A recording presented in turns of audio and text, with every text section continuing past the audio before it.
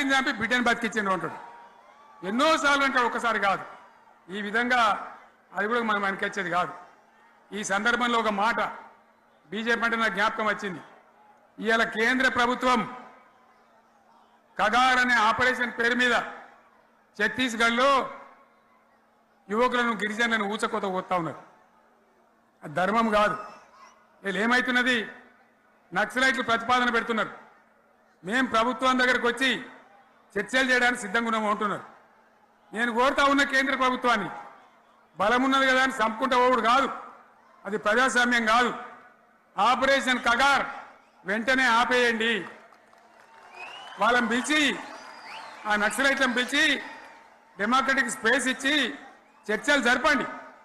వాళ్ళు ఏం మాట్లాడతారో చూడండి. అది కూడా నల్లనా తెల్లనా దేశం ముందరికి రాని. కానీ అట్లా కాదు, మొత్తం ఏర్పారెత్తం